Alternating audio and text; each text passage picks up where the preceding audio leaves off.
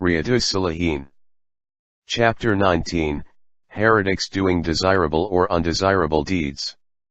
Allah, the Exalted, says, "And those who say, Our Lord, bestow on us from our wives, and our offspring the comfort of our eyes, and make us leaders of the muttaqin, the pious." Surah 25 verse 74. And we made them leaders, guiding mankind, by our command. Surah 21 verse 73.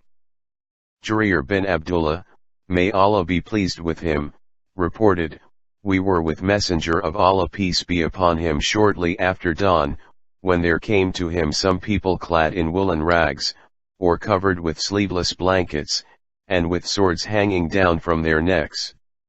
Most of them, rather, all of them, belonged to the Madar tribe. The face of the Prophet peace be upon him changed when he saw them starving. Then he went into his house and came out, then he commanded Bilal, may Allah be pleased with him, to proclaim Adhan, call to prayers. So he proclaimed Adhan and recited Iqamah, and the Prophet peace be upon him led the salat. Then he delivered a khutbah saying, O mankind! Be dutiful to your Lord, who created you from a single person, Adam, and from him, Adam, he created his wife, Eve, and from them both he created many men and women, and fear Allah through whom you demand your natural rights, and do not sever the relations of kinship. Surely, Allah is ever an all-watcher over you." Surah 4 verse 1, he also recited the ayah which is in the end of Surat al-Hashr, O you who believe! Fear Allah and keep your duty to Him. And let everyone look what He has sent forth for the tomorrow. Surah 59 verse 18. Thereafter, every man gave in charity dinar, dirham, clothes, measurefuls of wheat, and measurefuls of dates till he said, Give in charity, be it half a date. Then a man of the Ansar came with a bag which was difficult for him to hold in his hand. Thereafter, the people came successively, with charity, till I saw 2 heaps of food and clothes. I noticed that the face of Messenger of Allah peace be upon him was glowing like that of the bright moon, or glittering gold. Then he peace be upon him said, Whosoever introduces a good practice in Islam, there is for him its reward, and the reward of those who act upon it after him without anything being diminished from their rewards.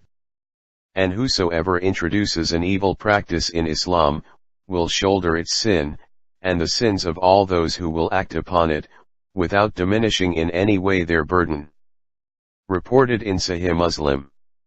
Commentary. 1. Some people try to deduce a proof for good innovations from the words, Man sana fi al-Islam sunnah hasanah. Whosoever introduces a good practice in Islam. Thus they classify innovations bid'ah into 2 categories, namely good innovations and bad innovations. But this is wrong. No innovation can be good.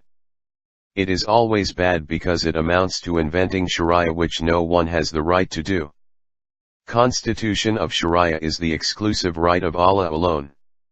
It is He who constitutes the Sharia, and it is on His behest that His prophets convey it to the people. Not to speak of scholars and others. 2.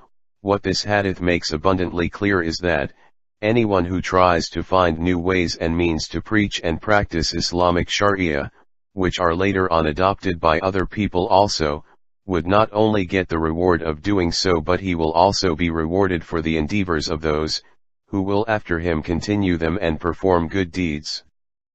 But anything of which we do not find any trace in Sharia is bad. It cannot be good in any case, no matter what means are adopted for this purpose. 3. Other benefits of this hadith are self-evident, and do not need further elaboration.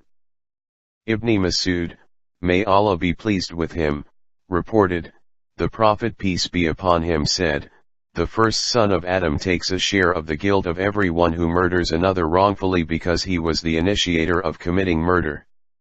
Reported in Sahih al-Bukhari and Muslim. The son of Adam in the hadith is said to be Kabil.